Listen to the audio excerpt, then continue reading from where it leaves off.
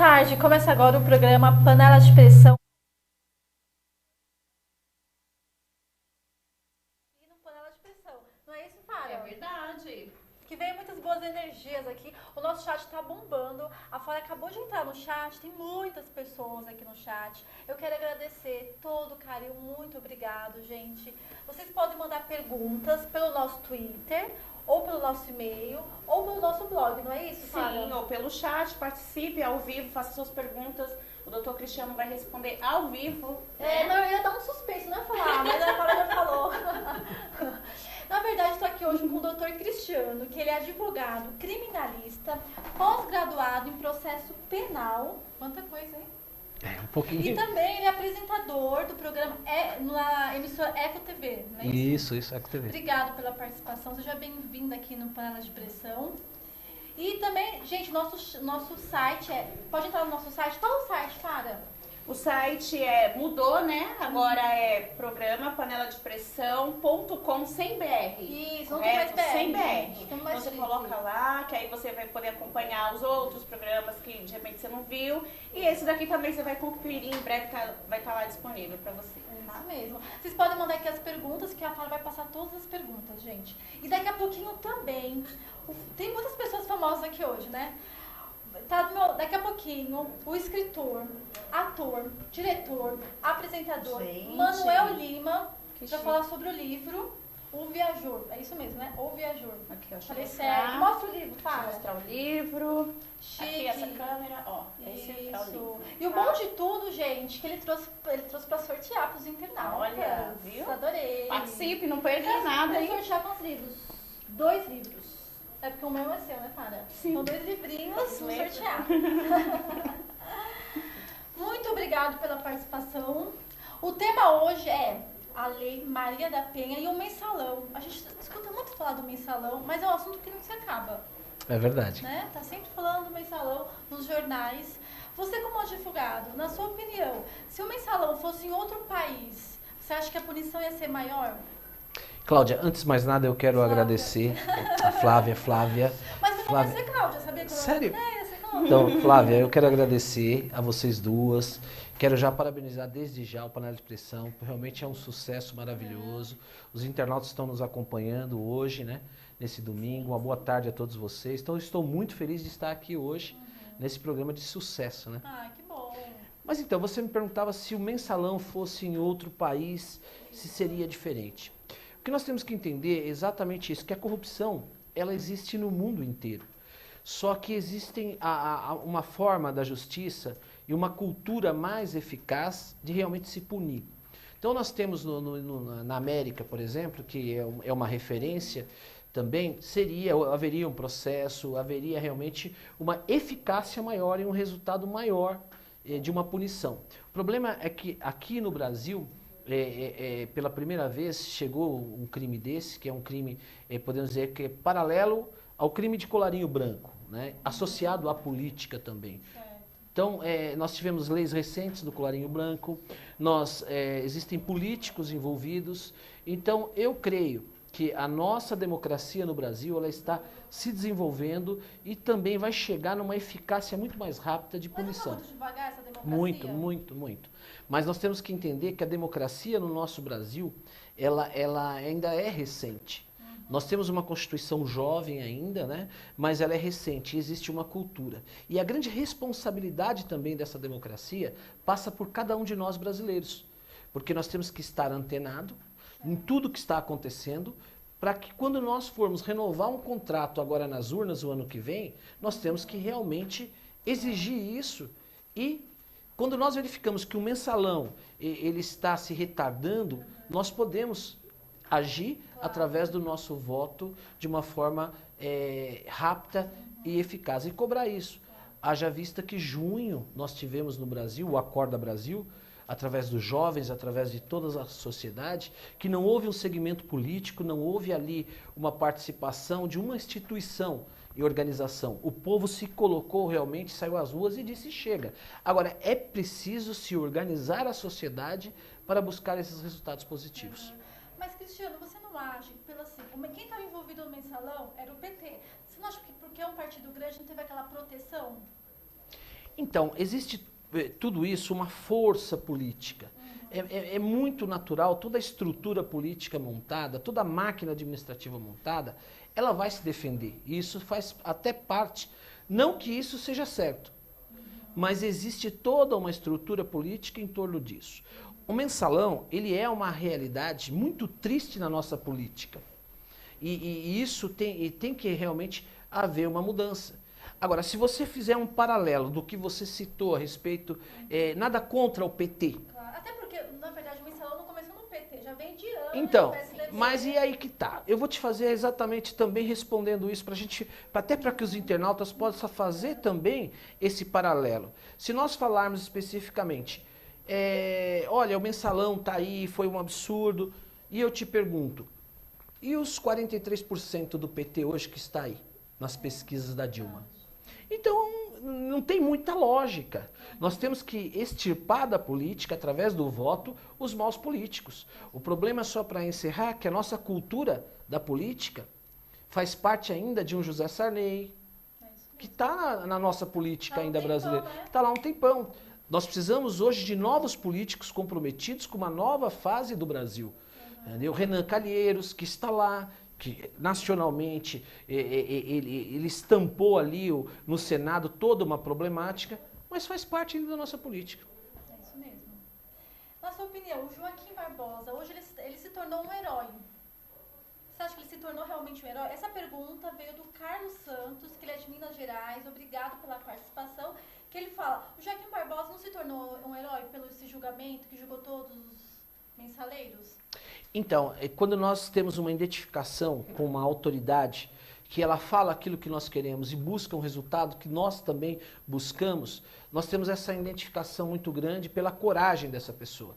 Eu não diria que ele se tornou um herói, ele apenas cumpriu o dever dele, que todas as autoridades têm que cumprir, É isso mesmo.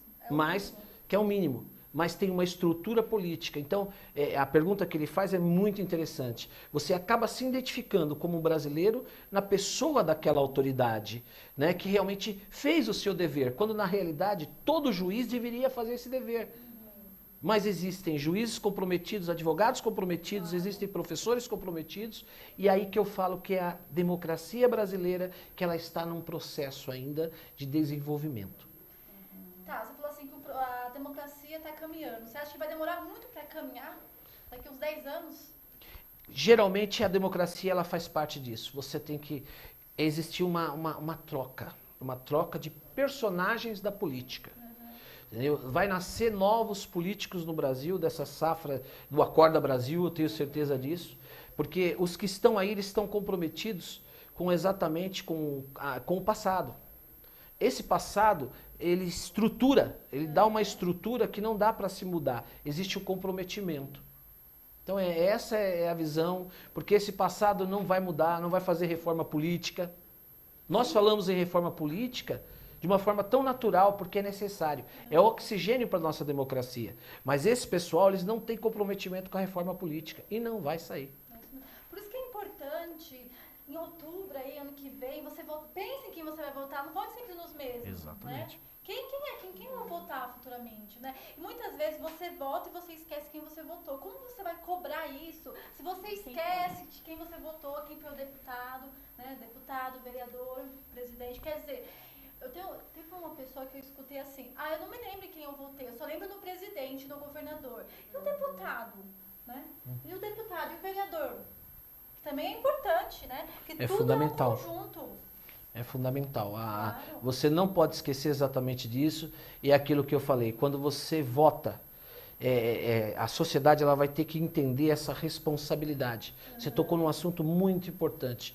Quando você fala, não, eu votar é apenas mais um. Enquanto você tiver com essa visão, você está contribuindo com aqueles que estão se perpetuando no poder. Aí não adianta reclamar. Não adianta. Não adianta reclamar. Eu acho que a internet ela veio justamente isso. Nós estávamos falando a respeito disso.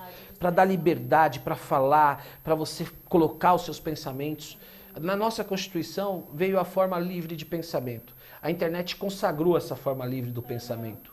porque não tinha ainda, né? Então todos são livres do seu pensamento, só que você precisa pensar e exteriorizar o seu pensamento, faz parte de um conjunto. E a internet ela veio para democratizar exatamente os nossos pensamentos de uma forma livre. Com certeza. Graças a Deus que tem internet. Tem uma pergunta aqui que é sobre o cenário político atual. E nós estamos falando sobre outubro, né? Que é o ano que vem, é ano eleitoral. E o pessoal sempre fala, grupo de esquerda e de direita. Há muitos anos no Brasil, acho que desde a década lá da ditadura militar, sempre teve isso, direita e esquerda. E o PT foi uma coisa assim, que uma luta muito grande até chegar aonde chegou.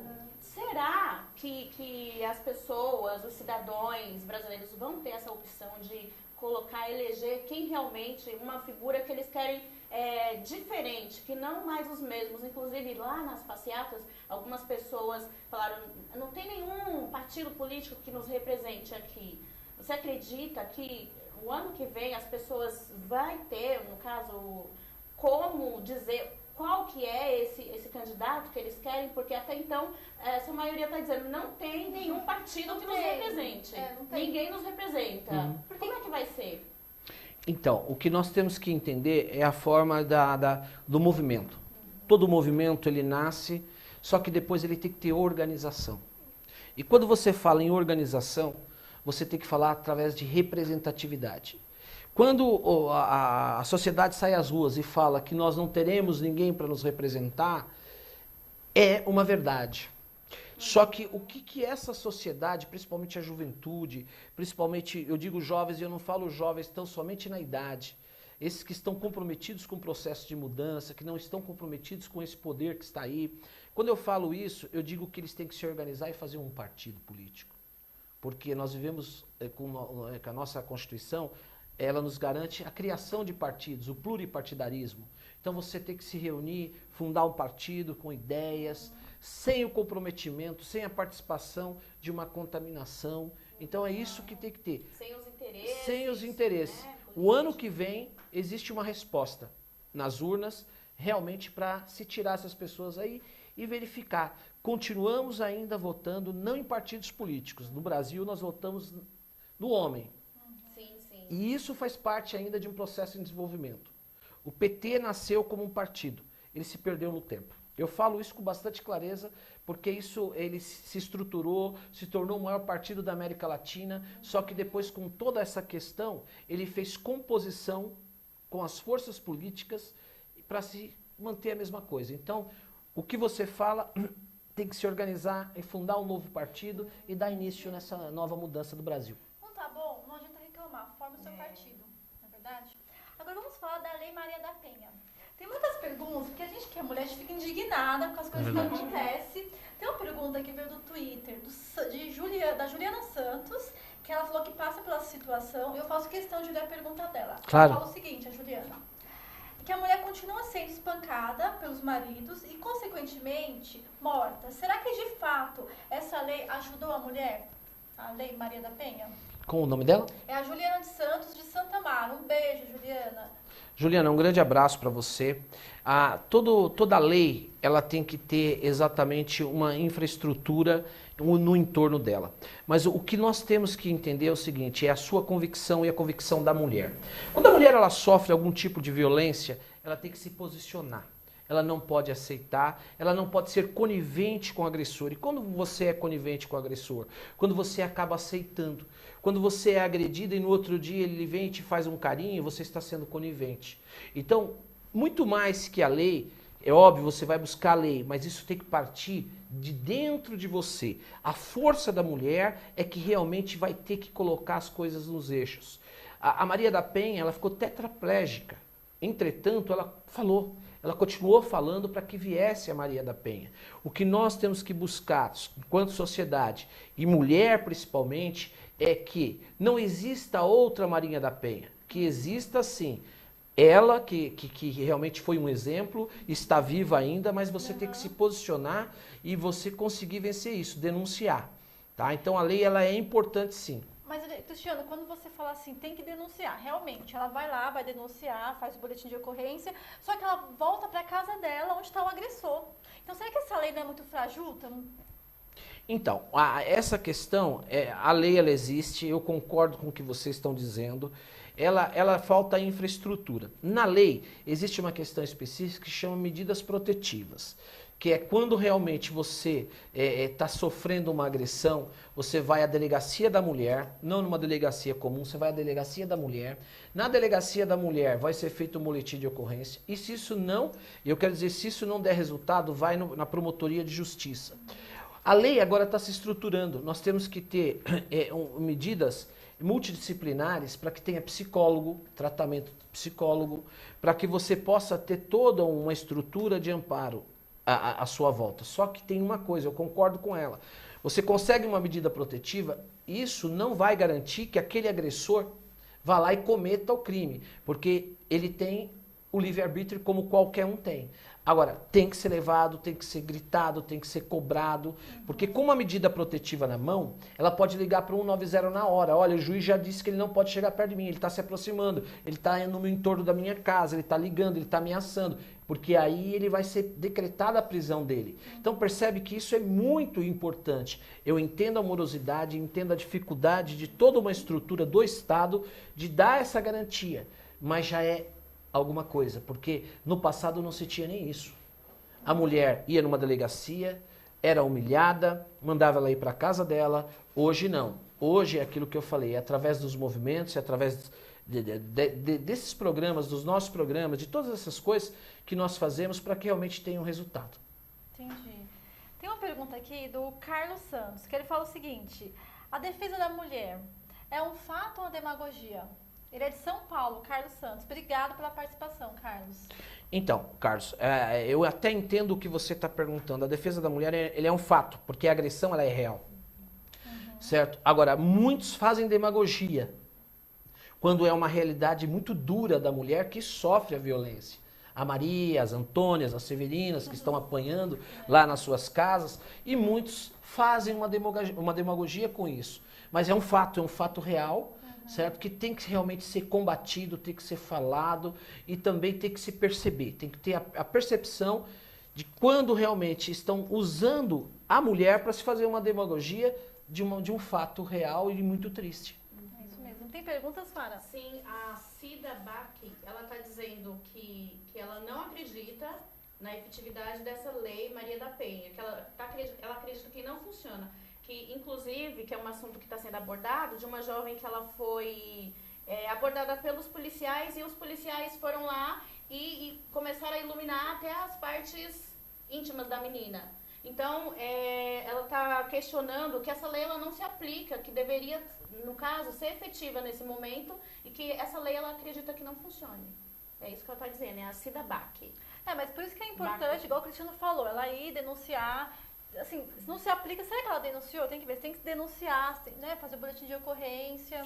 Então, o que ela está dizendo é interessante, porque nós vivemos dois mundos. Um mundo das pessoas humildes, as pessoas que não têm estrutura, as pessoas que não têm informação.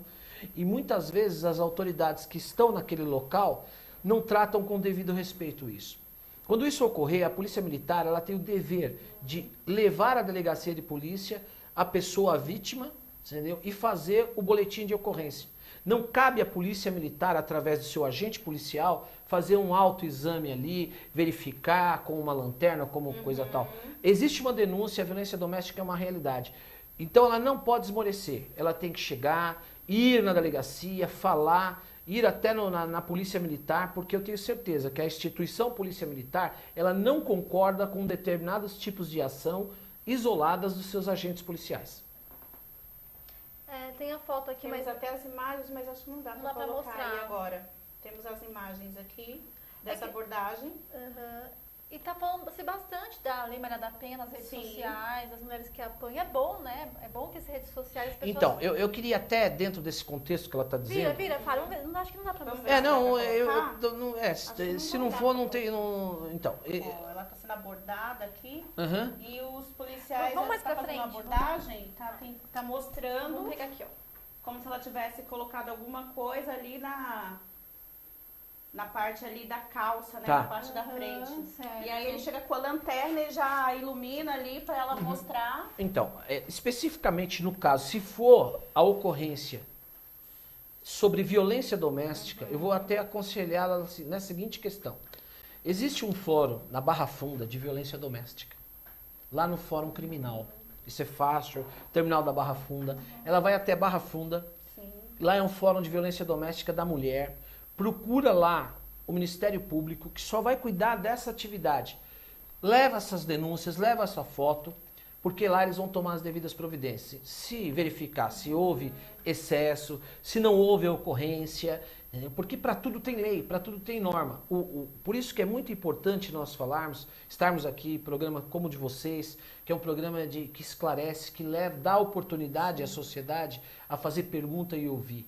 Por quê? Porque é muito importante, através da informação, nós tomarmos as providências. Claro. E, gente, além de tudo isso, você também tem um programa. Fala do seu programa, Cristiano. O meu programa... Como você começou? Você esperava chegar onde você chegou? Porque foi um percurso. Você era advogada, de repente voltou, apresentador. A minha carreira, eu tenho 23 anos como advogado, já tive em grandes casos de repercussão.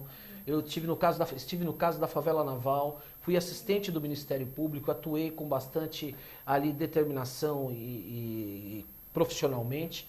E dali me abriram muitas portas, né? A comunicação para mim, ela realmente é a menina dos meus olhos, né?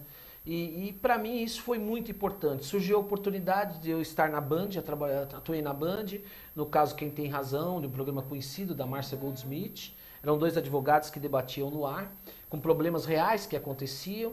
E isso depois eu recebi aí o convite para estou na Eco TV, no canal 9 Digital 96 Analógico, é um programa regional. Recebi também um prêmio como um programa de destaque ali do Grande ABC. Faz uns 10 dias que eu recebi esse programa, então isso me deixou muito feliz. Por quê? Porque nós que estamos sentados aqui, nós não sabemos o que está acontecendo lá, as pessoas que estão ouvindo, se a nossa fala está chegando. E quando você tem um feedback, um retorno desse, é muito importante. Então é isso, eu fico muito feliz, agradeço a pessoas amigas que estão comigo.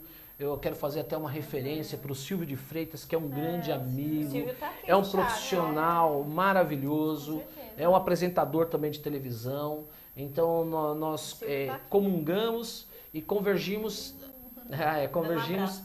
Um grande abraço para você, meu amigo, aí do Leilão na TV. É isso mesmo, o Silvio é um grande homem mesmo, ele ajuda pra caramba aqui o Panela de Pressão. Inclusive o Silvio Freitas que fez a ponte. Colaborador. Isso, o Silvio de Freitas, é verdade. Isso mesmo.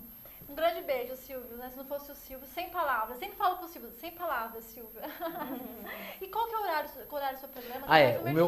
O meu programa é todas as quintas, às 21 horas, ao vivo. É 1 hora de programa, é um talk show de variedades também. Entrevisto várias pessoas, quero que vocês estejam lá comigo. Bater um papo gostoso lá a respeito de televisão, de internet, eu acho isso bacana. Então isso é um programa muito interessante. São vários assuntos. Falamos sobre psicologia, sobre moda, tive a felicidade também de entrevistar o próximo entrevistado de vocês, o Manuel Lima, escritor, diretor, então ele esteve lá comigo. Então, todas as quintas às 21 horas. E também pelo site www.redeecotv.com.br. Gente, assista, eu assisti, é ótimo, parabéns pelo Obrigado. programa. Eu fiquei muito feliz que você aceitou, que eu pensei, não, eu acho que é estrelinha, muito famoso, não tem. Não, que isso. Eu quero agradecer a participação, muito obrigado. Deixa o site novamente do... Tá. O meu site, você pode obter informação www.doutor, tudo junto, doutorcristiano.com.br. Lá tem todo o meu perfil, a minha trajetória. E também, se você quiser falar comigo, você pode falar pelo meu e-mail, advocaciacristiano@yahoo.com.br. Aí, se você quiser alguma informação, bater um papo comigo também, fazer algum questionamento, eu te respondo, tá? Obrigado por vocês estarem hoje aí me ouvindo, né? Recebi esse convite maravilhoso no Panela de Pressão e um forte abraço para vocês. Não, o prazer é nosso. Gente, a gente vai pro comercial e nós já voltamos aqui como escritor, diretor, ator. Mostra o livro de novo, Fara. Isso. Autor do O Viajor. Isso. Ele vai falar maiores informações. Então, assim, não sai daí, vamos pro comercial e já voltamos.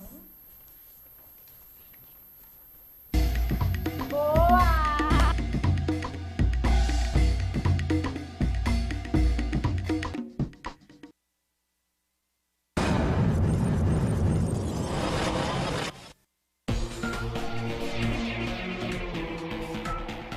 nós estamos aqui no Ateliê Oral para o lançamento de Close-Up Diamond Attraction.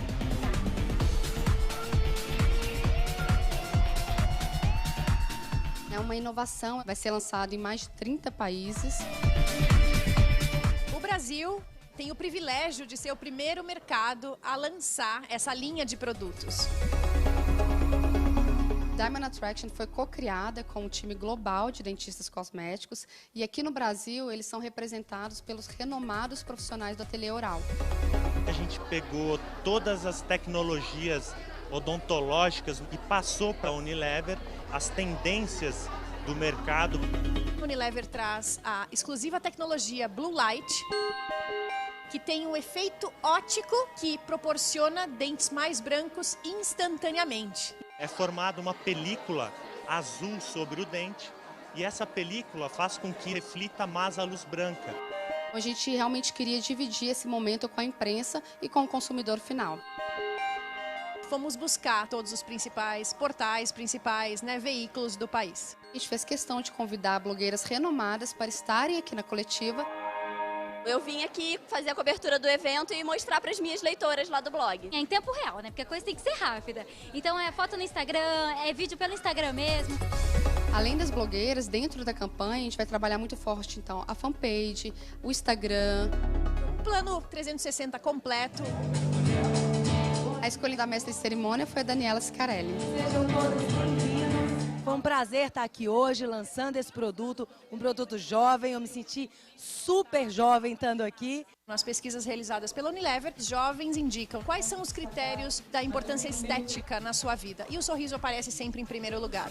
O público-alvo de Diamond Attraction são mulheres de 18 a 30 anos, são mulheres antenadas, independentes. Portanto, a escolha das celebridades presentes no evento, a Bruna Marquezine e a Isabelle Drummond, faz todo o fit com o público-alvo, são jovens, são bonitas e, claro, tem sorrisos super atraentes e brancos. Quando você vai paquerar alguém, você olha o sorriso antes. Claro, e eles olham também. Um sorriso bonito muda tudo, né? Tô falando uma coisa que eu gosto, de uma marca que eu me identifico, com uma coisa que realmente é importante pra mim, que é o meu sorriso. Com certeza um sorriso bem cuidado atrai, né, gente? É uma arma da mulher e do homem também. Fomos buscar todos os códigos do mundo cosmético, do mundo do glamour e principalmente a atração, marcando o início da campanha de Close-Up Diamond Attraction. Um beijo e um sorriso. Até lá.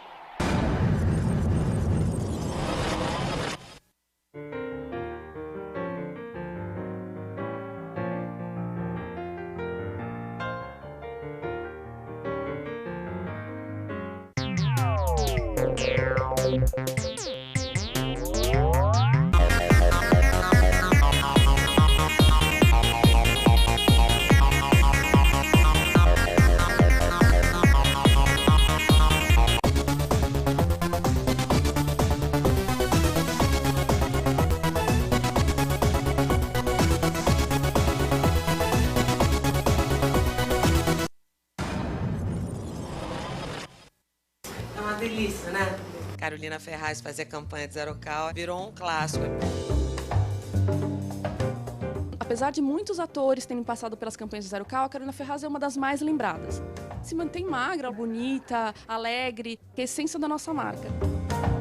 Eu fiz campanhas para o Zero Cal, acho que durante 7 ou 8 anos consecutivos. Teve um que eu fiz que eu acho que eu só ria.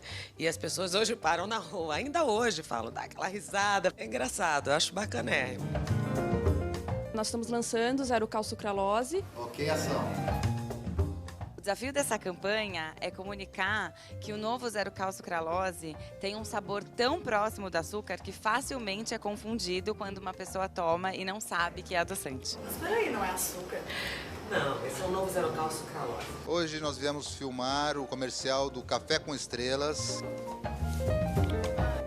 Não poderia deixar de ser Carolina Ferraz para apresentar esse adoçante. Teve uma baita química, as duas se entenderam muito bem.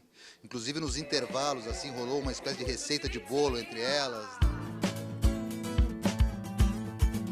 O set, quando ele tem uma celebridade como âncora, ele tem características completamente diferentes. A gente precisa pensar em ter um set diplomático, que é um set sorriso, um set extremamente organizado, para dar segurança também para essa celebridade e a equipe que ela traz.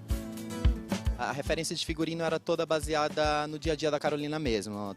É uma beleza mais de casa mesmo, um cabelo com cara de que foi ela mesma que prendeu, com uma pele mais natural e menos maquiagem. A demanda da celebridade é sempre tempo. Ok, ação. Quando eu cheguei aqui para filmar, eu já sabia exatamente qual lente eu ia usar, qual era o eixo, quais enquadramentos. Menino, uma rapidez incrível, que eu já sou acelerada, né?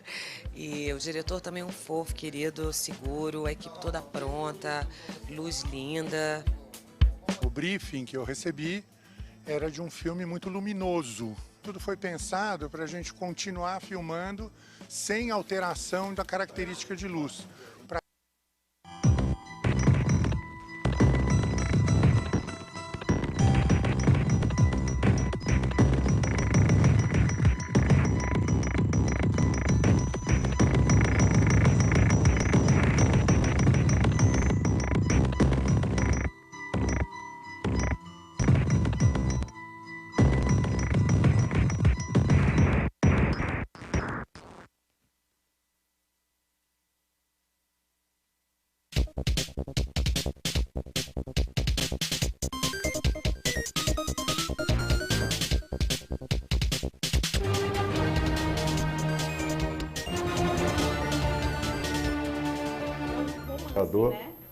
Estamos de volta aqui, eu arrumando meu cabelo aqui no panela de pressão. Sobre o livro, conversando, batendo papo. Conversas de bastidores aqui. Gente, do meu lado está agora tantas diretor, escritor, apresentador, ator, o Manuel Lima.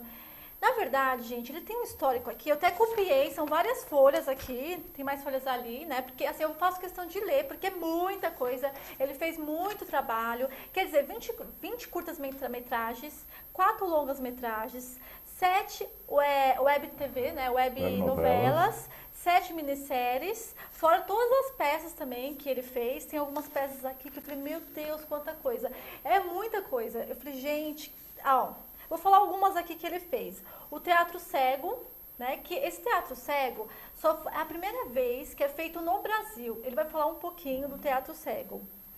Fez o Beijo do Asfalto, do Nelson Rodrigues. A Visita da Velha Senhora também. Um monte. Vou parar para te falar um pouco. Seja bem-vindo, Manuel Lima. Tudo bem? Tudo bem, eu agradeço muito o convite e essa oportunidade de você, Flávia, da Paula, muito obrigado de todo o coração. Nosso, né? Tá? Não, prazer é nosso, um gênio. E os senhores internautas, boa tarde, boa noite ou bom dia, esteja você onde estiver, né? Porque a internet tem disso, né? A gente tem internauta lá no Japão e tal, assistindo, em todos os países. É uma ferramenta fantástica a internet. E você pode falar muito bem também que você foi apresentador de 2 programas. Eu tenho um programa que já esteve em 2 web TV, que é um programa voltado para os profissionais das artes cênicas, né? Eu sou exclusivamente para os profissionais das artes cênicas. Atores, diretores, produtores, escritores, né? Sempre voltado para a arte cênica. Eu acho que os nossos artistas não são reconhecidos pela mídia tradicional, então o meu programa visa dar um pouco de chance para aquele que não tem oportunidade. Aliás, eu tenho um diretor que inclusive vai me dirigir num trabalho, ele tem 58 anos de teatro, né, que é o seu Grego Defteres, e foi a primeira entrevista que ele deu na vida dele para uma TV foi no meu programa. Ele tem 58 anos de teatro, é juiz aí em tudo quanto é festival de teatro pelo interior do estado de São Paulo, e nunca ninguém se interessou em entrevistá-lo, fazer uma reportagem com ele, nada. Está ali completamente desconhecido. Infelizmente o teatro, né, a dificuldade, tem muita dificuldade para fazer teatro, porque eu lembro quando eu fazia teatro, era uma dificuldade de tudo, né, em relação à roupa, tudo. Você alugar o teatro, quer dizer, chamar o público, as pessoas aí não têm essa vontade, o teatro, estão mais acostumadas a ver novela, mas teatro não. É verdade. Bom, eu sou de uma época que o pessoal fazia uma peça na terça, na quarta, na quinta, na sexta, sábado e domingo 2 vezes, com o teatro lotado, enchia. Não tinha verba governamental, não tinha nada, e a pessoa ganhava dinheiro e vivia do teatro. Mas me parece que de uma época para cá, não sei se não houve divulgação, mas parece que o público deixou de ir ao teatro, né? Eu não sei se é em virtude do valor, do ingresso, mas eu acredito que faltou divulgação. Eu acho que a cultura, principalmente do teatro, devia ser estabelecida na escola, no curso fundamental. Todas as escolas deviam ter aula de teatro e tal. E tem um problema, sabe como é que é? O teatro faz a pessoa pensar, né? E não interessa absolutamente nada para o poder estabelecido, tanto político, financeiro como religioso, que o povo pense. Para que pensar, né? Né? Siga assim, né? Então, certeza. vai vivendo assim. O certo é isso. É mais fácil manipular, não é verdade? Isso é muito triste. Mas, Manuel Lima, você esperava chegar onde você chegou? Porque eu vi que você começou muito jovem no teatro. Não, minha filha, eu comecei jovem, mas eu fiquei 35 anos afastado. Então, na verdade, eu deixei de construir uma carreira e tal, né? E hoje eu sou um ator completamente desconhecido. Mas eu retornei agora em 2005. Tudo isso que você falou eu tenho feito em 2005 para cá, né? Porque no início, quando muito jovem, eu fiz alguns filmes, participações pequenas, teatro amador, alguma pequena coisinha em televisão e tal. E de repente parei, sei lá, e fiquei 35 anos afastado. Agora, depois de velho, eu não aguentei mais, eu tive que voltar. É que eu vi aqui que você ficou afastado em 69 até 2004, aí depois você retornou. Retornei no finalzinho de 2004, fazendo 3 semestres para me reciclar no Macunaíma. Depois fui convidado por uns colegas para fazer um semestre no Tuca, com a direção do Sérgio Ferrara, onde eu fiz o Beijo no Asfalto. Nessa ocasião, eu comecei a fazer as web novelas na AltV. Legal. Foi na AltV. E aí não parei mais, foi na AltV. A primeira web novela foi na AltV. Que legal, é uma honra, né? Quer dizer, depois de tanto tempo, você voltou. Estou voltando à AltV para dar uma entrevista para você. Que legal, que delícia. E na verdade, onde você fez a telenovela, nem foi aqui nos estúdios da AltV. Não, foi no endereço antigo, né? Na Thomas Carvalhal, ali no Paraíso. Foi. Que foi a segunda novela. Foi a segunda novela que vocês estavam fazendo no nosso vídeo. Porque a produtora também é pioneira mundial em produzir novelas para a internet. Né? E ela continua produzindo até hoje. Né? Entendi. Vamos falar do seu livro. E, na verdade, também você trabalhou na TV Band, que eu vi, na extinta TV Excessor, não foi isso? Excelsior. Isso. Olha aqui o livro. É isso mesmo, né? Falei certo? Por que esse nome? O Viajor. Bom, o viajor é o viajante ou viajador. Mas eu acho que o viajor, em virtude do tema do livro, ele é mais apropriado. Porque, na verdade, todos nós somos viajores eternos e interdimensionais. Né? E eu sempre tive uma insatisfação muito grande, desde jovem, por estar dentro dessa matrix, sabe? Eu sempre quis sair dessa matrix, saber quem eu sou de verdade, de onde eu venho, o que eu estou fazendo aqui, para onde eu vou. Eu nunca me conformei em achar que eu sou o Manuel Lima, RG, número tal. Isso para mim não quer dizer nada, assim, né? Eu acho que não tem nada a ver. Então eu comecei a fazer experiências na minha vida. Eu costumo dizer que eu me fiz o meu próprio, eu me faço de bonequinho de voodoo, fico dando as alfinetadas para saber do resultado e para aprender. E também nunca gostei de ser um professor, falar, eu vou ensinar o que eu aprendi, não. Então eu achei a melhor forma fazer um romance e colocar aquilo que eu acredito de como a vida funciona dentro desse romance. Então meu livro é um romance que você começa a ler, você pode ler em 1 hora, 2 horas, você lê meu livro, porque é um romance. Só que tudo aquilo que eu acredito de como a vida funciona está lá dentro desse romance. Quer dizer, como ele já tem algum tempo, eu já comecei a avançar um pouco mais, conhecer um pouco mais de mecânica quântica, essas coisas, então a gente vai avançando um pouco mais. Mas o livro é bem a minha crença de como a vida funciona. E eu vi que você pensou em fazer esse livro através de uma crônica. Foi. Que você leu? Foi.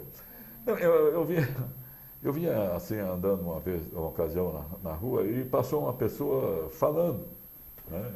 Não, porque sei o quê, eu vou lá, eu faço isso, faço aquilo e tal, não sei o quê. E passou, eu falei, pô, mas que cara maluco, né? falando sozinho na rua. Mas aquilo, sabe, me deu uma agulhada. Eu falei, bom, ele só está verbalizando, né?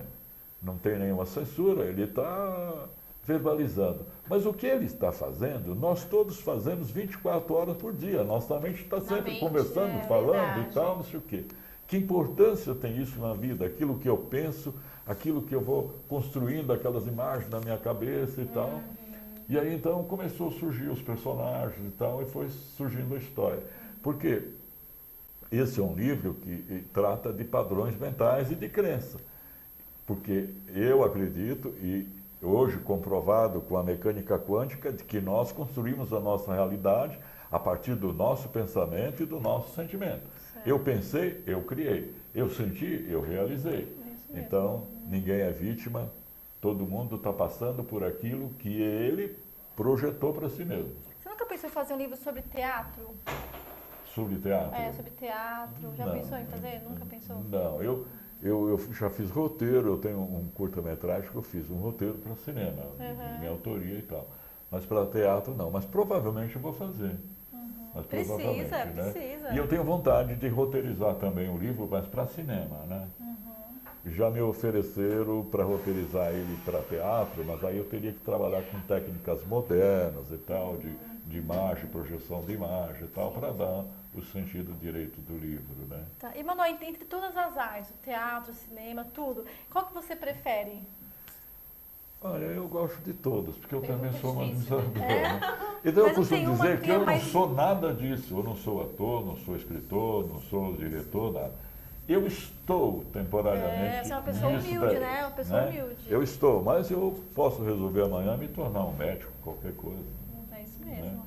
Né? Com certeza, concordo. Tem perguntas, Sara? Muitas perguntas. A Sueli está mandando um abraço, o Silvio de Freitas está mandando um abraço também. E o Adriano Santos está perguntando o que ele acha se teatro só se faz no palco. Você acha que teatro só se faz no palco? Essa é a pergunta do Adriano Santos. Um abraço, Adriano. Está sempre prestigiando o Adriano aqui. Sempre aqui no Panela de Expressão. É verdade, fiel. Ele nunca perde o Panela de Expressão. É verdade. Nosso fiel escudeiro. Um beijão para a Celi e para o Silvio, que estão aí nos assistindo, né? Muito obrigado. O Silvio é um grande companheiro. E a Celi é uma mana velha, artista, pintora, escritora. Muito obrigado para vocês dois. Adriano, o palco é o lar do ator, né? O palco é onde o ator desabrocha, é o templo dele. Mas o palco é em qualquer lugar que você estiver, né? Você pode estar na rua, na praça, você pode fazer teatro em qualquer lugar, né? E existe hoje muitos espetáculos feitos em rua, de salto e tal. Então, o palco é um símbolo, é a nossa igreja, né? Onde o ator se sente em casa, onde o ator vive todas as personagens que ele gostaria de viver na vida real, vive nas histórias, nas fantasias. Então, o teatro pode ser feito em qualquer lugar. Apenas o palco é o nosso templo. É isso mesmo. Na verdade, tem um monte de perguntas. O Grego está aqui, ele está parabenizando ao Manuel Lima pela entrevista, né?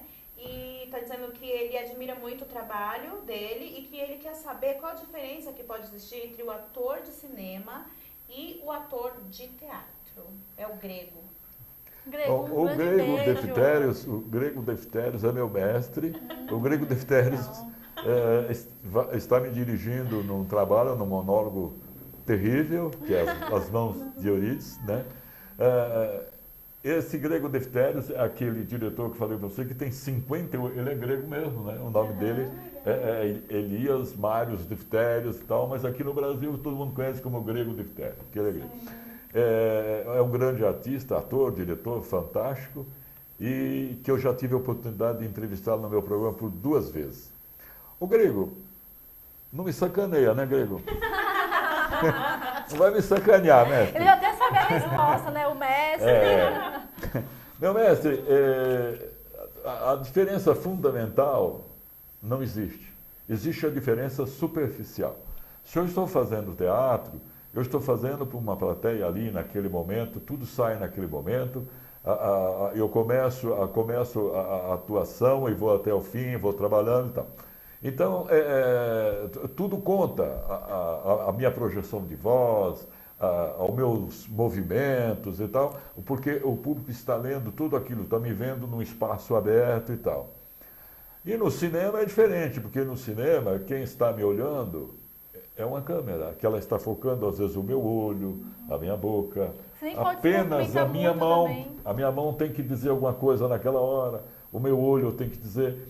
Então essa magia do cinema, ela faz com que você, com uma respiração quase imperceptível a olho nu, mas não para a câmera, ela passa os meus sentimentos. O que não é possível no teatro, porque no teatro eu tenho que falar com as pessoas no momento, eu tenho os gestos certos e tal.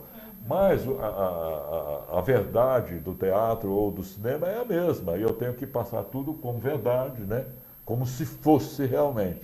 Então, a diferença está na tecnologia ou na ambientação, né? Do teatro e do cinema. E você sabe muito bem disso. Beijo grego. E Manuel Lima, qual a dica que você dá para quem quer ser atriz, ator, que está em casa? Poxa, eu quero ser um ator, quero ser uma atriz. Não vá. Não vá? Não faça isso, pelo amor de Deus. Que quer fazer arte cênica? Aquela adolescente de 13 anos fala assim, mãe, meu sonho é ser atriz, vou fazer arte cênica. Não faça. A Fernanda Montenegro tem um discurso que ela diz assim: vai embora, para, sai, esquece, não venha. Você quer ser atriz, vai embora, não vai fazer outra coisa e tal. Se aquilo doer muito, passar os anos, você chorar, sofrer, não aguentar mais, aí você volta.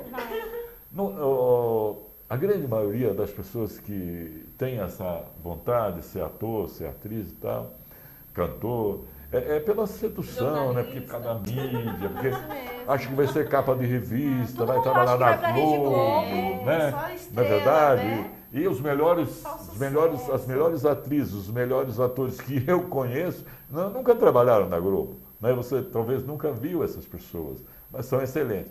Agora, eu dou um conselho, se realmente for de coração, estude muito, trabalhe, se empenhe, esqueça todo o resto, esqueça sábado, domingo, feriado, esqueça essas coisas, porque você vai, às vezes, ter que ir a um espetáculo e deixar um ente querido lá no velório. É isso mesmo.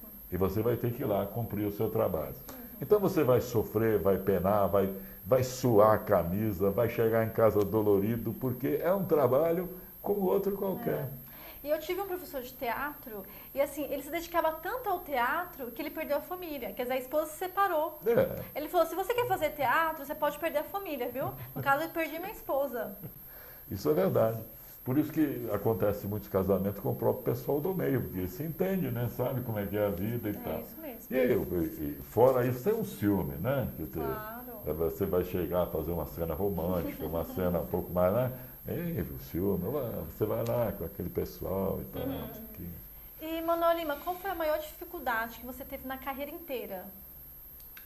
Bom, a minha carreira é muito curta, né? Porque foi quando jovem, depois parei 35 anos e voltei agora em 2004, 2005. Você fez muita coisa, você não parou. Então, assim, você fez a Web TV, você fez tudo, né? Você fez teatro, você fez curta-metragem, tudo. Mas eu fiquei 35 anos afastado de tudo isso. Eu fui fazer administração, administrar negócio, ter um negócio, nem ia ao teatro, ao cinema para não... Aí você virou empresário. Fiquei anestesiado, lógico. Mas ainda eu acho que para nós artistas é conseguir sobreviver da arte. Eu acho que ainda esse é o maior obstáculo, né?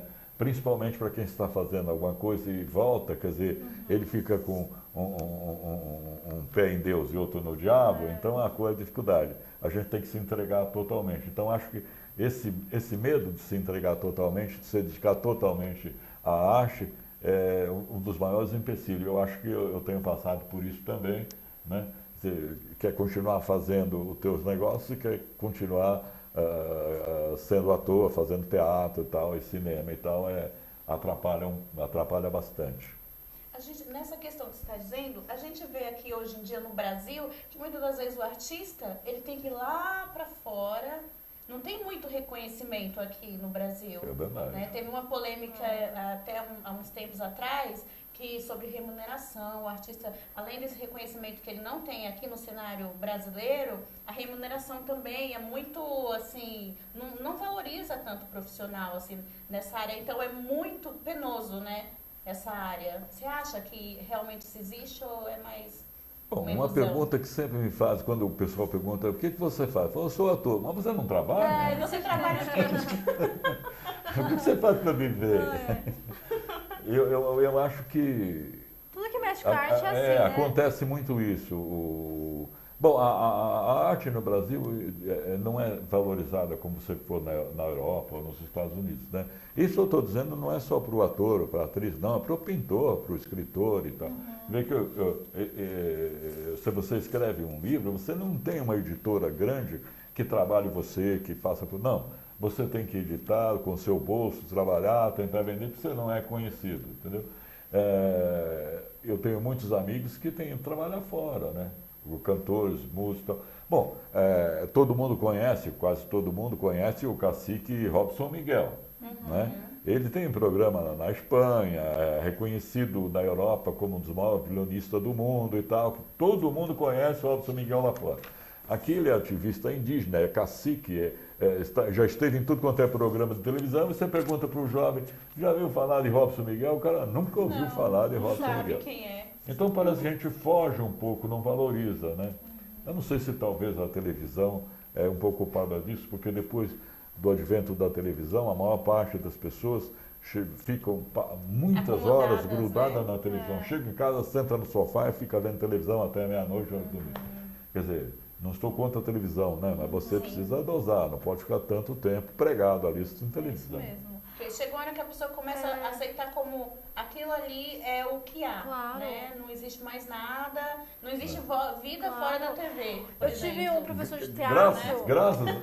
Graças que nós temos hoje a internet, que você tem uma infinidade de opções, né? Sim. Você vai, visita os sites, nós temos gente nos assistindo aqui, mas são 1 milhão de sites aí de opções para você ter e tem muita coisa interessante. E na televisão, não.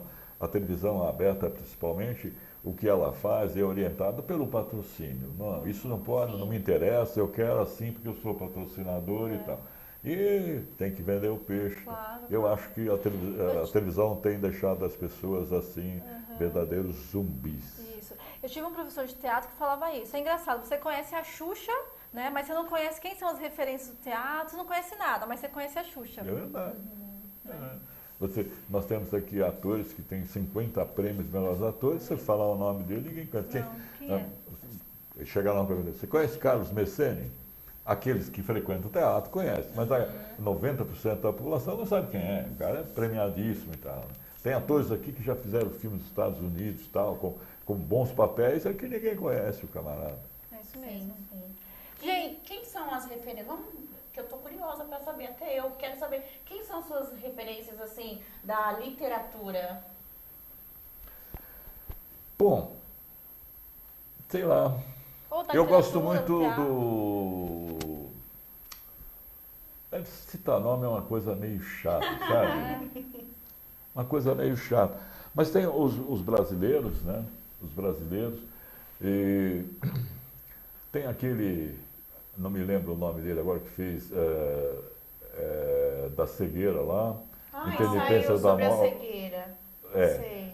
E ele tem uma forma de escrever fantástica, porque ele não tem parágrafo, não tem nada. Ele vai escrevendo. Sim. Eu li 2 livros deles, que é Intermitência da Morte e esse da cegueira aí, virou até livro, que virou filme e tal. Né? Aliás. Eu gosto muito desse ator. Eu gosto muito do Richard Bach, que é americano, e escreve muito sobre o meu assunto. Na verdade, eu leio muito sobre o meu assunto, né? Que é metafísica, e gosto muito do que escreve o Gasparetto, o padre Lauro Trevisan. Ele trabalhou aqui, o Gasparetto. É? Trabalhou aqui na UltV. É o José Saramago, né? O José Saramago, eu gosto muito dele. Ele tem uma clareza incrível, sem usar nenhum artifício, esse negócio de parágrafo e tal. Ele vai escrevendo, pontuando. Se você não prestar atenção, você tem que estar voltando para saber quem é que está falando e tal. Mas é fantástico, gosto muito do que ele escreve. Que De tá 2 lendo livros, atualmente? fiquei fã dele. O que você está lendo atualmente? Atualmente eu estou lendo Método ou Loucura, que é voltado para o ator, né? Então, na minha área, eu leio o Stanislavski, né? A construção da personagem, né? O Robert Lewis, que é o Método e Loucura. Esses são os meus autores preferidos, se tratando de eu me aprimorar como ator. Né, o Constantino Stanislavski e o Robert Lewis, que também é meio discípulo dele, só que é o americano já. Certo. E, Manuel Lima, para fechar, quais são os seus planos para o futuro? Não tem plano Não para o tem futuro. plano? Isso amanhã eu vou ver como é que é. Amanhã eu resolvo isso daí. Fazer um curta-metragem. Um dia após o outro. Não, a gente sempre tem. Eu quero continuar me aperfeiçoando como ator, como diretor de teatro, de cinema, né? Como roteirista, principalmente de cinema. É uma coisa que eu pretendo seguir. Quero continuar apresentando o programa dentro do que eu venho fazendo, que é um programa aberto para os profissionais das artes cênicas. E escrevendo, né? Escrevendo. Aliás, eu estou com 2 na metade, assim, sabe? Eu fico meio assim, pouco um, pouco outro e vou... Tem perguntas, Fara, que a gente está com o tempo estourado. Olha, tem, o Adriano está aqui comentando, falando que ele já viu um teatro numa estação de metrô, é mais o pessoal que está participando mesmo. O Silvio, a Sueli e o Grego, né, que está aqui prestigiando, mandando abraço. Muito obrigado, E Grego, agradecendo Silvio, por ter Adriano. respondido. Isso, Adriano Santos. E, Manuel Lima, eu quero agradecer a participação. Foi muito bom, né? Um bate-papo sobre teatro, sobre o seu livro. Esse aqui eu posso encontrar em qualquer livraria. Para me comprar o livro, como é que eu faço? Na internet você encontra. Internet. Você vai ter Saraiva, Cultura, Submarino, ou vendas@viajou.com.br, que eu mando autografado pelo mesmo preço da livraria. Legal. Então faz isso, gente. É melhor autografado. Já que eu recebi, depois eu quero que você me dê autógrafo também, né? Olha que chique, gente. Tá autografado. Já tá autografado. Gente, a coisa boa, vamos sortear aqui pra vocês. Daqui a pouquinho, não saiam daí. Daqui a pouquinho a gente vai sortear esse livro. Então, eu gostaria de mandar um recado do Teatro Cego. Né? A grande maioria das pessoas não conhece ainda esse nosso trabalho, que é o teatro no formato cego. Nós estamos aí com a peça O Grande Viúvo, de Nelson Rodrigues, no formato teatro cego. E para saber aonde nós vamos estar, que teatro e tal, então nós temos a nossa página no Facebook, que é facebook.com/teatro cego. Né? Lá você vai ficar sabendo tudo a respeito do teatro cego. Isso. Que foi o primeiro no Brasil, né? Não tem nenhum. É a primeira montagem nesse formato de teatro cego no Brasil. Existe um grupo argentino que já faz isso há alguns anos, mas no Brasil é a primeira montagem. São 6 atores, 3 videntes e 3 deficientes visuais. E eu tenho a felicidade de ser um dos atores dessa primeira montagem. É uma grande alegria também na minha vida participar da primeira montagem do Teatro Cego no Brasil. Por que esse nome Teatro Cego?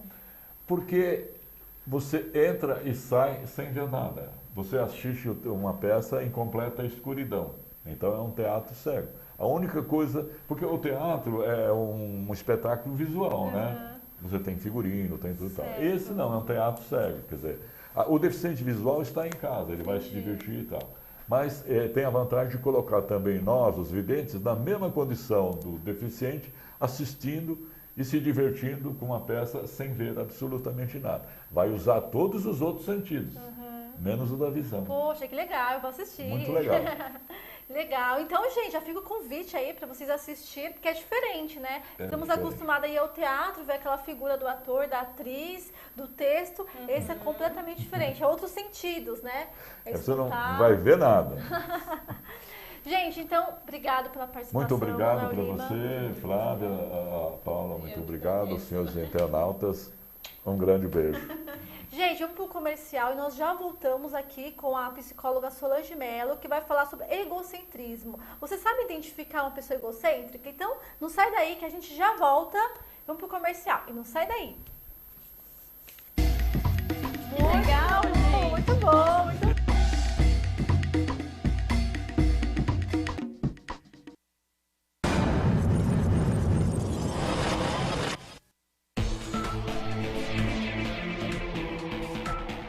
Nós estamos aqui no Ateliê Oral para o lançamento de Close-Up Diamond Attraction.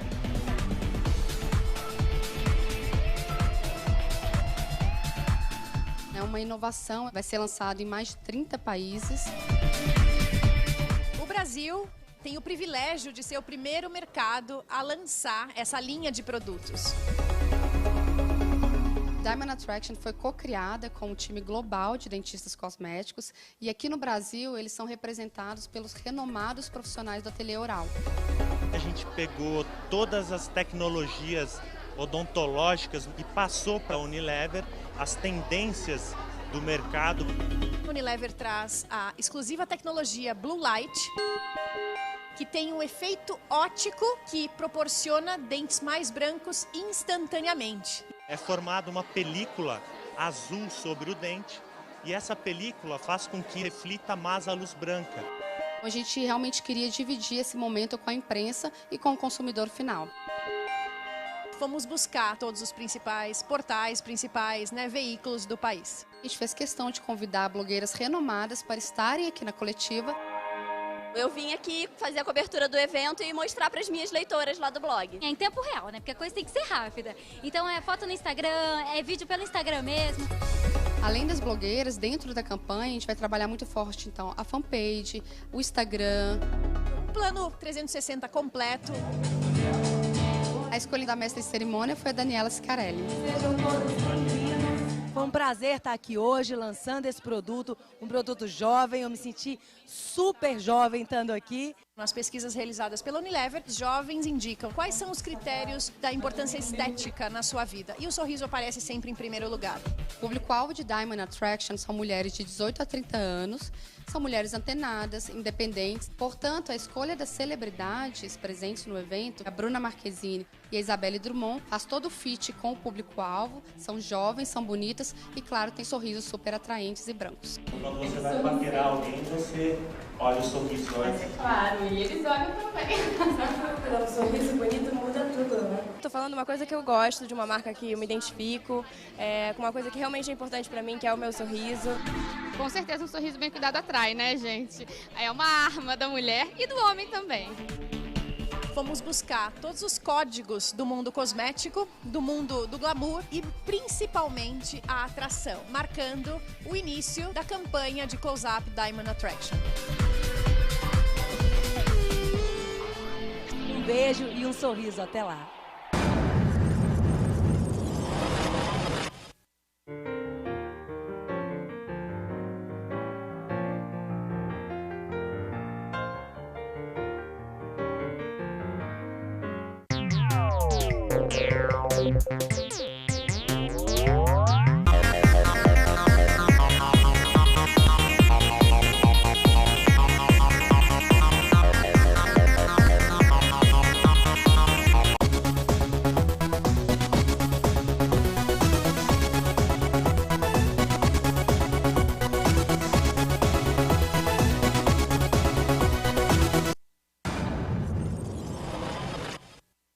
É uma delícia, né?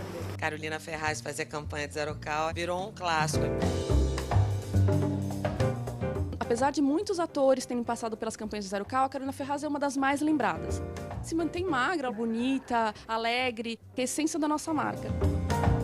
Eu fiz campanhas para o Zero Cal, acho que durante 7 ou 8 anos consecutivos. Teve um que eu fiz que eu acho que eu só ria. E as pessoas hoje param na rua, ainda hoje falam, dá aquela risada. É engraçado, eu acho bacanérrimo. Nós estamos lançando Zero Cal Sucralose. Ok, ação. O desafio dessa campanha é comunicar que o novo Zero Cal Sucralose tem um sabor tão próximo do açúcar que facilmente é confundido quando uma pessoa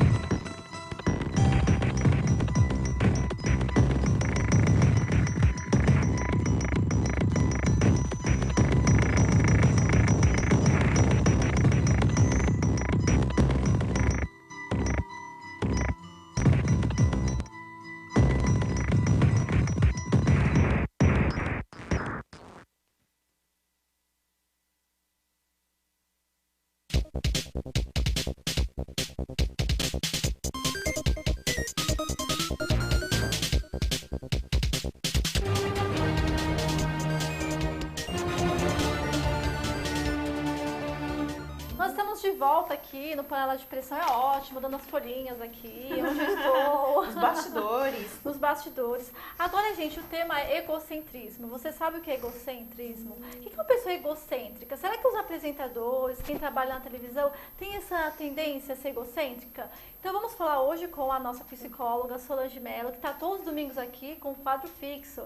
Tudo bem, Solange? Tudo bem, meninas? Olá, Flávia. Olá. Olá, Fara. Olá, pessoal. Tudo bem?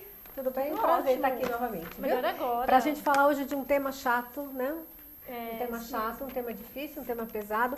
Mas eu acho que todo mundo que está assistindo a gente aqui agora ou já conheceu alguém assim, ou vai conhecer. Claro, né? Com certeza. Porque assim, olha, vamos primeiro entender o que é egocentrismo.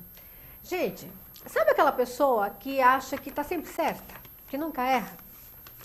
Sabe aquela pessoa que não sabe esperar por nada, nem por ninguém, mas quer que todo mundo espere por ela? E ai de quem não espera, né? Sabe aquela pessoa que não ouve o outro, não tem paciência de escutar o outro, mas adora falar de si mesmo, né? Sabe aquela pessoa que quer estar sempre em primeiro lugar em tudo?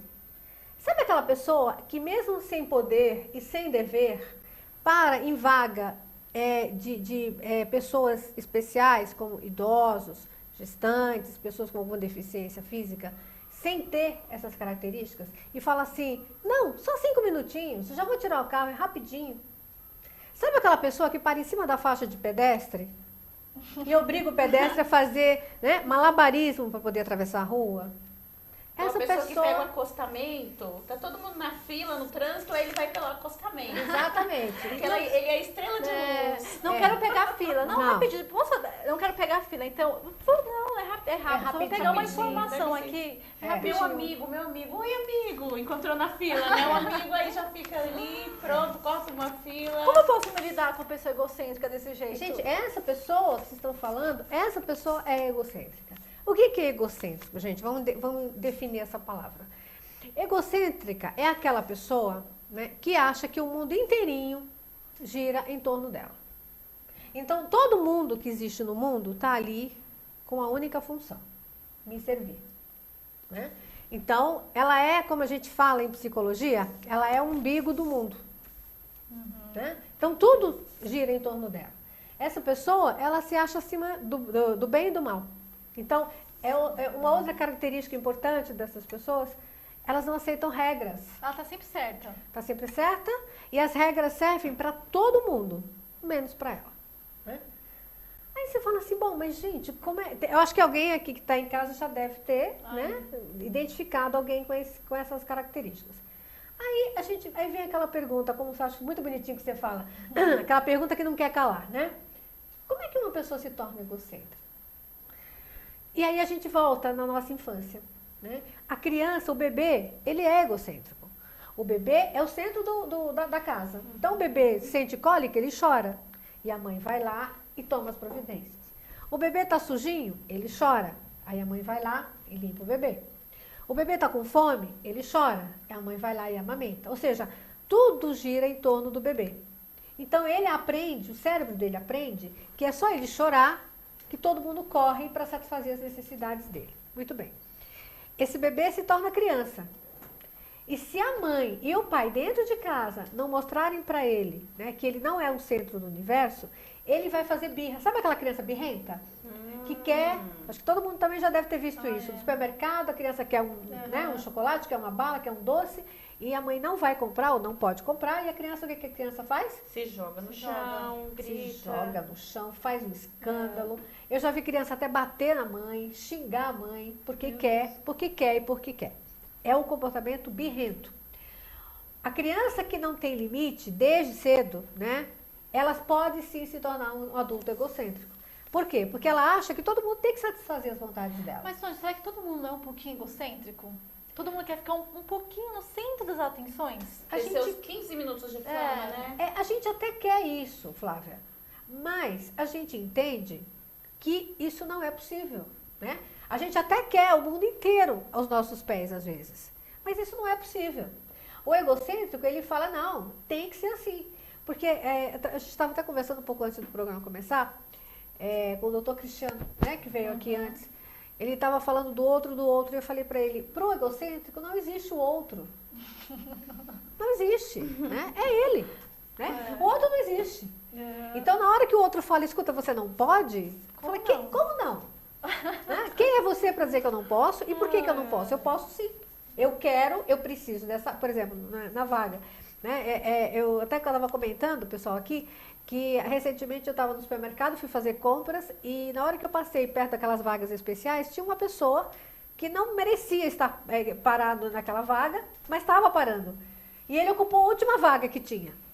E aí, na hora que eu passei por ele, eu comentei com ele, falei, olha, mas né, ele era um rapaz jovem, né, saudável, estava parando na vaga de idosos. E eu falei para ele, né, mostrei para ele que aquilo ali não era certo.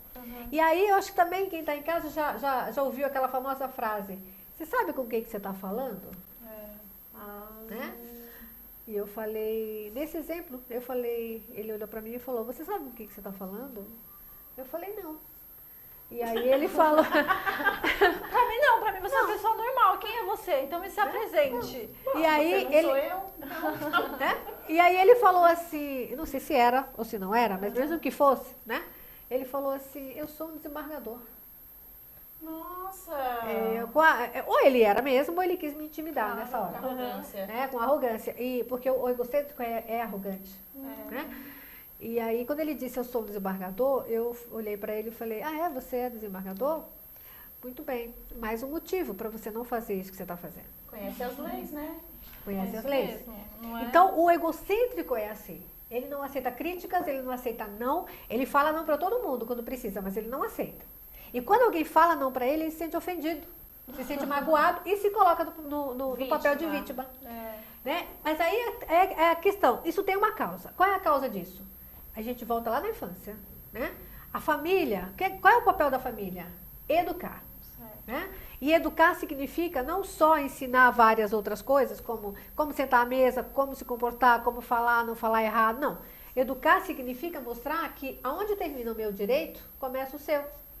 E quando a gente vive em sociedade, a gente tem que entender, né, que viver em sociedade é não poder tudo o tempo inteiro. Né? É botar limites nessa criança. Mas aí uma coisa que eu vejo muito séria é que as famílias hoje em dia, elas estão jogando para a escola a responsabilidade de educar os seus filhos. Elas pagam uma escola muito cara, colocam o filho muitas vezes o dia inteiro na escola e falam assim, cuida dele para mim. E não é função da escola. A função da escola é ensinar. Educar é função da família. Então, sabe aquele pai, aquela mãe que dá tudo para o filho, né? Dá tudo em termos financeiros, mas não ensina o filho a não colocar música alta depois de certas horas, porque tem um vizinho e o vizinho tem direito de ter sossego na casa dele, né? É aquele pai que joga tá fumando e joga o final do cigarro pela janela do carro, como se a rua fosse lixeira, e aí isso mostra para o filho como que deve agir. Então isso começa na infância. Né? Assim, repito, a criança, o bebê, ele é egocêntrico, mas através da educação, ele aprende que ele tem que saber esperar, né? Ele tem que saber esperar a hora, tem que ficar, como você falou, tem que ficar na fila. Né? Tem uma fila que é uma fila para pessoas especiais que não podem esperar, mas a fila comum é para pessoas que podem esperar. E tem gente que burla isso, tenta burlar. Então esse é um comportamento. A lei de Gerson, né? Isso. A pessoa sempre quer levar vantagem. Em tudo. Né? Então são pessoas que não têm tolerância à frustração. Elas não aguentam ouvir o não. E quando elas ouvem o não, elas ficam agressivas. Então nesse caso que eu contei para vocês, na hora que eu falei isso, né, que eu falei, bom, mais um motivo para você não fazer o que você está fazendo, né, ele ficou extremamente irritado, né, e queria partir para uma situação mais violenta. Eu falei, não, a nossa conversa acaba aqui. Subi e avisei para o saque do supermercado que tinha uma pessoa que não era idosa e que estava parando numa vaga de idoso. E eles tomaram a providência. Quer dizer, é uma situação transgressora. Agora, gente, imagina conviver com alguém assim dentro de casa. Mas, Solange, como é que eu posso conviver com uma pessoa, conversar com o egocêntrico? Porque o egocêntrico só fala dele o tempo todo. É só ele. Ele é a minha vida. Como eu posso conversar com uma pessoa dessa que não tem diálogo? Não tem diálogo, Flávia. Não tem. Ele não ouve. Primeiro que ele não ouve. Mesmo que você fale, entra, como diz, né? Entra por aqui e sai por aqui. Ele não assimila o que você falou. Então, assim, às vezes a pessoa, eu tenho um paciente que tem alguém da família assim, que é assim, e me pergunta, como é que eu faço para conviver? É muito difícil. É muito difícil com alguém que não entende que existe uma outra pessoa ali com a individualidade dele. O que você faz? A dica que eu dou, evite o máximo possível você ter um relacionamento com uma pessoa assim. Porque é muito desgastante, é muito conflituoso, é briga, é discussão e não leva a nada. Porque o outro não entende, né? E ele, quando ele se coloca no papel de vítima, ele fala assim, estão me perseguindo. Né? Há um complô contra mim. Não sei porquê, né? Não sei porquê. Conspiração, né? Então, assim, todo mundo está contra mim, o mundo está contra mim. Né? E quando você para e pergunta para ele assim, escuta, mas espera um pouquinho. Tá todo mundo errado? Só você que tá certo? Ele fala, Então, assim, como é que você lida com uma pessoa assim? Então, procure não lidar, se puder, né? Evite o contato. Mas, às vezes, não é possível você não lidar com uma pessoa assim. Então, algumas dicas que eu acho que são importantes. Mantenha a calma. Porque são pessoas que procuram te tirar do sério. Procure manter a calma.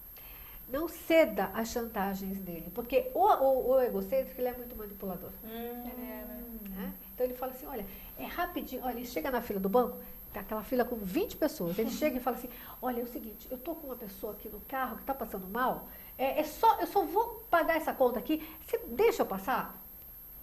Mentira, às vezes é mentira. Né? E às vezes você sabe, aí você não sabe se é verdade ou não, mas às vezes na família você percebe que a pessoa está jogando, está manipulando. Então, assim, uma dica, não entre na manipulação. Não entre na chantagem. Não se culpe, porque às vezes a gente fala, coitado, né? Tá me pedindo. E às vezes ele mente. Ele fala assim, olha, eu tô com uma pessoa passando mal no carro, será que eu posso? É rapidinho? É mentira. Porque o que interessa... Não tem aquela consciência, não pesa a consciência? Não, isso não existe. Isso não existe, né? Não tem esse senso, né, do que é certo, do que é errado. Eu preciso. Olha, eu estou atrasado, eu tenho um compromisso aqui na Altivida, daqui a meia hora, eu ainda tenho que pagar essa conta, então eu tenho que ir rapidinho. Né? E a pessoa não entende que tem outras pessoas que têm outras necessidades como ela. Né? É isso que eu falo. Para o egocêntrico, não existe o outro. Né? Não existe. Tem um exemplo que eu vi recentemente, uma mãe foi chamada na escola, uma escola particular, mensalidades altíssimas, aqui em São Paulo. Ela foi chamada porque o filho tinha jogado a cadeira pela janela. Né? No primeiro andar, tá, gente? E embaixo era o recreio, era a hora de recreio das crianças. E ela foi chamada pela direção da escola porque o filho dela, numa briga lá na escola, jogou a cadeira pela janela. E ela chegou na escola e olha o discurso dela, quando ela foi chamada pela diretora. E a diretora contou o que tinha acontecido. Ela vira para a diretora e fala assim, tudo bem, quanto custa? Gente! Ou seja, egocêntrico compra tudo também, né? O dinheiro. Quer dizer, ele é incentivado, né? Alimentado aquilo ali. Então, na hora que ela fala, tudo bem, quanto custa? Quer dizer, o problema para ela era a questão financeira. Quanto custou a cadeira que o meu filho quebrou? Não o comportamento do menino. Né? E aí, quando a diretora falou para ela, mostrou para ela que a situação era muito mais grave do que simplesmente uma cadeira quebrada ou danificada, ela se coloca na posição de vítima e fala, não, mas o menino agrediu o meu filho. Tem um motivo. Tem um motivo, né? Como se isso justificasse tamanha insanidade. De você pegar uma cadeira e jogar pela janela, né? E ainda mais com o agravante de embaixo ser a área de recreio das crianças pequenas. Pegar em alguém, machucar. Então, o fator de educação, a educação dos pais é fundamental para podar isso, né? Como você falou, todo mundo tem um pouquinho disso. A gente nasce assim, mas a gente tem que ser moldado, polido, né, ao longo da vida para saber viver em sociedade. Porque senão você fica uma pessoa insuportável. Por exemplo, Solange, o egocentrismo pode levar à depressão? É o caso da atriz Ana Paula Arósio, que é da Rede Globo. Ela ia ser protagonista da novela Insensato Coração, que é a novela das 8. Tava tudo certo, ela foi pro hotel, pegou o texto tudo, é protagonista. Sim. E do nada ela desistiu. Ela falou, não quero mais, não quero esse papel, e sumiu. E assim, hoje ela não quer mais nenhum papel na Rede Globo, ela desapareceu e foi morar no interior de São Paulo. Quer dizer, claro que ela era uma pessoa egocêntrica, porque ela era atriz, estava na TV. Será que isso pode gerar uma depressão? É interessante saber o que fez com que ela desistisse de fazer uma coisa para a qual ela tinha assinado um contrato, né, acredito, né, claro, assinado um contrato, e se comprometido. Quer dizer, alguma coisa muito grave, muito séria, deve ter acontecido para ela tomar essa decisão. Então, mas agora ela não quer participar de nenhuma novela. Quer dizer, ela simplesmente não sumiu. Foi viver no interior de São Paulo. Sumiu. Precisaria investigar melhor. Quer dizer, o que aconteceu, se foi alguma coisa naquele momento em relação àquele papel, alguma coisa focada naquele momento, ou se aconteceu alguma coisa na vida dela que fez com que ela desistisse. Porque ela, na verdade, ela é o centro das atenções, simplesmente ela não quer mais. Não quero mais ser o centro das atenções. Será que isso não pode gerar... Exatamente. Isso não pode gerar uma depressão? De repente, escutei um não gostei, né? Não gostei do meu papel e simplesmente eu não quero mais. Depende da estrutura emocional das pessoas, de cada um. Porque, assim, o não... Ele, no primeiro momento, ele, assim, quando a gente ouve alguém falar assim, não, eu recebi um não, recebi uma negativa em relação a alguma coisa. Então, por exemplo, fui procurar um emprego e não consegui. Fiz vestibular, não consegui. Hoje tem Enem, né, aqui em São Paulo. Fui fazer o Enem, não passei, não tive boa nota. A primeira reação que a gente acha que a gente vai ter é uma reação negativa.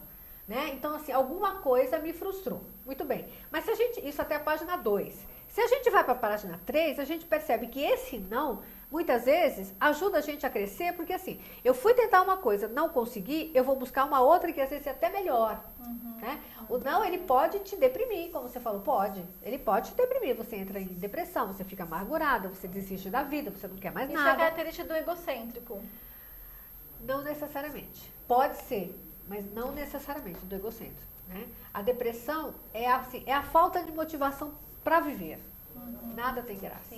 Né? Até aquilo que me dava prazer, que me dava alegria, não dá mais. Né? Então, assim, algo leva uma pessoa à depressão. Pode ser um fator orgânico, a pessoa pode ter algum desequilíbrio no organismo, e aí a pessoa precisa passar por um psiquiatra, inclusive para tomar medicamentos e tal. Ou pode ser, a depressão pode ser também fruto de alguma coisa muito grave que aconteceu na vida da pessoa. Mas e ela não administrou.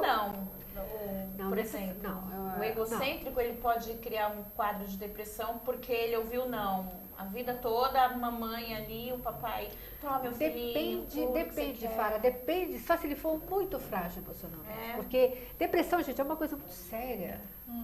É uma doença muito séria. Né? Então a depressão é a falta de motivação para tudo. Nada mais tem graça. A vida perde a cor. Nada tem graça. Né? Então, para esse não ter sido tão forte assim para a pessoa tem que ser muito frágil emocionalmente falando. Né? A gente tem que analisar cada caso. Né? Mas assim, o egocêntrico, o que ele. Às vezes a pessoa me pergunta, mas como é que trata? Como é que uma pessoa egocêntrica, ela pode deixar de ser? Pode, só que ela tem que fazer um tratamento. Né? Assim, porque, assim, quando eu disse no começo, o egocêntrico ele é o umbigo do mundo, ele tem que entender que ele não é. E mesmo ele não sendo, ele continua sendo importante. Né? Porque nenhuma de nós aqui, nenhum de vocês em casa é. Né? Tem até uma frase bacana que eu vi na internet que fala assim, gente, o mundo só gira em torno da gente quando a gente está bêbado. Né? Fora disso, todo mundo quer te acudir, né? Você quer um engol, você tá melhor, não, bebe menos. Só quando a gente está bêbado, aí gira tudo em torno da gente, né? Mas aí é uma situação anormal, né? Uma situação atípica. Então, assim, mesmo a gente não sendo o centro do universo, a gente é importante, tem valor. E não é porque o outro fala não pra gente, que o outro não gosta da gente. Não é porque o outro fala não pra gente, que o outro não respeita a gente. Né? E o egocêntrico é assim, não, falou não pra mim, eu fico com raiva, eu fico como o rapaz do estacionamento que eu falei. Eu fico com raiva, eu fico agressivo, eu vou pro ataque, né? Ou então eu me coloco na posição de vítima. Né? E nem uma coisa nem outra. Né? É dificuldade de reconhecer que erra. Né? O egocêntrico, ele acha que ele está sempre certo. Mas será que todo mundo tem essa dificuldade de reconhecer que erra? Todo mundo quer estar certo, quer ter razão, quer contar vantagem? A gente tem essa dificuldade, né? Como você falou, né? A gente quer estar sempre certo. Mas, às vezes, a gente sabe que está errado. Mas a gente joga para ver se cola, né? Para ver se cola. Vai que cola, né? Mas a gente sabe que está errado, né? A gente sabe, não, vamos ver se dá certo, né? Eu recentemente escutei uma pessoa, uma paciente minha, que ela falou que ela foi numa balada, ela tem 17 anos. E ela falou que ia numa balada, só que ela pegou um RG de outra pessoa, né? E eu falei, mas você sabe que tá errado isso aí. Não, eu sei, mas eu quero ver se cola. Se colar, eu entro. Se não colar, tudo bem, eu vou embora. Ela sabia que estava fazendo uma coisa errada e ela sabia que isso, inclusive, é crime, né? Você apresentar documento falso. Mas ela falou, eu vou jogar, vamos ver se dá certo, né? O egocêntrico não, ele fala, não, vai dar certo. Porque eu quero ir à balada. E eu não tenho 18 anos ainda, mas Eu quero ir à balada. Sempre tem um mais. Sempre tem um mais. Né? Isso justifica. Isso justifica tudo, né? Aquela famosa frase, né? Os fins justificam os meios. Ele pensa assim. Maquiavel. Né? E aí até aquela hora, exatamente. Até que ele chega e encontra uma pessoa que fala, escuta, tá errado isso, eu não vou fazer. Você tá me pedindo uma coisa que tá errada, eu não vou fazer. E ele fica com raiva. Só que na realidade ele não entende que essa pessoa está ajudando ele. Porque enquanto ele não sair desse sabe, né? de si mesmo, né, aquilo que a gente fala de narcisismo também, ou é outra coisa, narcisismo? É parecido, né? Porque assim, se a gente for ver a história de Narciso, né, ele se encantou tanto, ele ficou olhando, né, para ele, no reflexo dele, no lago, né? Eu sou lindo. Ele ficou tão encantado com ele que ele caiu e morreu. Né? É aquela coisa, só eu, né, sou lindo. Então, na hora, uma vez eu dei uma palestra sobre isso, né, egocentrismo, que eu dei um exemplo como é o nome aquele personagem da história infantil que chega para o espelho e fala, espelho, espelho meu, tem alguém mais lindo que eu? Ah, a bruxa, não é? Não é a Branca de Neve? A mãe da Branca de Neve, a né? madrasta. A madrasta, A né? madrasta. Então, na hora que o espelho fala para ela, tem, né? O que a gente, eu já vi em quadrinho, ela jogava a pedra e arrebentar o espelho. Eu não admito que ninguém me fale não. Então, na hora que alguém fala tem, né? Fala, e quem? Que é a verdade. Como é que o egocêntrico deixa de ser egocêntrico? Quando ele começa a se encarar. E ele só procura. Isso tem que ser através de uma terapia, tá? Não tem outro jeito. Né? Como é que ele muda? Quando ele percebe que ele está perdendo coisas, que ele perde amigos, que ele perde trabalho, que ele perde relações bacanas, que ninguém aguenta ele enche o saco de todo mundo. Né? Aí ele começa a mudar. Né? Tem uma frase maravilhosa do Freud que diz assim, quando o medo da mudança for menor que a dor de continuar vivendo, a pessoa muda. É isso mesmo. Ou seja, traduzindo, a pessoa só muda quando ela perceber que ela está perdendo. É isso mesmo. Aí ela muda, ela fala, tem alguma coisa errada comigo. E aí ela vai procurar uma ajuda e ela começa a perceber que ela está perdendo as pessoas porque ela só pensa nela. E ninguém aguenta conviver com alguém que só pensa em si mesmo. Ninguém quer pensar em uma pessoa dessa. Ao redor, né? Ela vai esmagando o que for preciso. Porque todo mundo tem problemas, né, gente? Só eu que vou contar os meus problemas? Então, tem jeito, mas primeiro a pessoa tem que identificar que ela é assim. Né? E é muito difícil a pessoa se reconhecer egocêntrica. É difícil, mas não é impossível. Eu sempre digo que o que faz uma pessoa mudar são os fatos que acontecem na vida dela. Enquanto ela estiver ganhando, né, ela vai continuar. Por isso que eu falo, se você tem alguém assim na família, diga não. Diga não na hora que tem que falar não. Né? Mas ela vai reagir negativamente. Ela vai reagir negativamente, mas você vai estar ajudando ela. Fulano, sabe, não é assim. Né? O que você está me pedindo, eu não posso fazer ou não quero fazer. Porque ela não admite que a pessoa não possa e não queira fazer. Como que você não vai fazer isso para mim? Eu estou pedindo. Né? Na realidade, ela não pede, ela manda. É diferente. Então, são relações patológicas. Manipuladoras, são pessoas chantagistas, são pessoas muito materialistas. Por quê? Porque os objetos, eles são inanimados. Você pode controlar. Né? E ele quer controlar tudo. Controlar as pessoas. Controlar tudo e a todos, o tempo inteiro. Né? Para poder ser feliz. Né? Você fala assim, mas por que isso? Né? Porque assim, o cérebro, ele funciona com a noção de acúmulo. É assim, quanto mais eu acumular coisas, mais eu vou ficar protegido diante das dificuldades da vida. Então eu quero ter coisas e quero ter tudo de todos o tempo inteiro. É uma relação muito difícil você viver com alguém assim. Sabe aquela pessoa que pega o controle remoto em casa? Sim. E ela diz que canal que vai ficar, e os outros têm que concordar com ela. Porque senão é um conflito atrás do outro. Eu sou assim, viu? Eu pego o controle, eu quero nesse canal. Mas eu não gosto, mas eu gosto. Mas tem outra pessoa. Se você está sozinha, tudo bem. Mas se tem outra pessoa do seu lado, podemos deixar aqui? Vamos ficar. Ou então a gente deixa aqui o diálogo, né? Faz uma negociação. sessão. Vamos assistir o seu, daqui a pouco vai começar o meu aí, a gente divide, Isso, né? isso. Gente, nós não temos mais tempo, está Que pena. estourado. Quero agradecer a participação, Solange. Obrigada, gente. Manda um beijo pro Diniz, que ele tá aqui, não deu tempo de ler aqui o comentário do Isso, Diniz, mas Diniz. ele tá aqui. Um beijo, Diniz. Isso, vamos Beijo, fechar. Denise, obrigada. Manda um beijo pro pessoal do chat, algumas pessoas assim, rapidinho. Bom, então, um Pra abraço. fechar. Diniz, o Grego, o Silvio, o Adriano dos Santos, que tá aqui toda semana, né? Eu quero mandar um beijo pro Silvio, viu, Silvio? Obrigada no Face, viu? Muito obrigada. Também quero mandar um querida. beijo pro Silvio. Um beijo, Silvio. Então tá bom, gente. E eu também vou mandar um beijo, Silvio. Gente, obrigada, Solange. Obrigada, querida. Gente, a Solange já tá com um quadro fixo, né, Solange, aqui. Domingo que vem ela tá de volta com outro tema. Qual o outro tema domingo que vem, Solange? A gente vai ver durante a semana. Tá bom. Né? Aí a Flávia coloca no Face pra vocês ficarem sabendo, tá? Tá bom? Então, gente, domingo que vem nós estamos de volta aqui, firme e forte. Obrigado pelo carinho. Estouramos o tempo, né, como sempre. Ai, meu Deus. Ai, muita coisa boa, né? Isso. Aí o tempo passa O super livro do nosso Tá aqui. escritor Manuel Lima. Vamos sortear no próximo programa, que nós não temos mais tempo. A audiência tá A altíssima. gente vai colocar a enquete lá na página, no Facebook do Panela de Pressão, aí aquele mesmo processo do outro livro. Inclusive tinha gente perguntando no chat, Flávia, quem foram os ganhadores. Então, recapitulando, foi a Pati, Paula, a Jéssica Neves, Mato Grosso do Sul, né? Uhum. Olha aí, olha. Panela alcança daí, ó, todo o Brasil e o mundo, né? E a Antônia Alcebiades, de Sorocaba, aqui de São Paulo. Então, participe, que sempre vamos estar aqui sorteando um livro, alguma coisa. Então, olha, curta lá que você pode levar isso daqui para sua casa. Isso, não foi enviado Tá? ainda, mas a produção vai enviar. Pode ficar tranquilo, que vai chegar na sua casa. Já tá com o endereço tudo certinho. Gente, domingo que vem nós estamos de volta.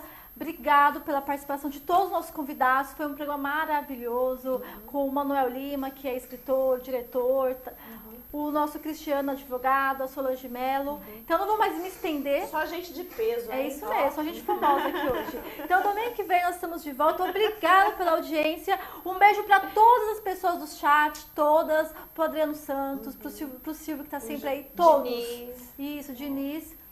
E até lá, domingo que vem nós estamos de volta.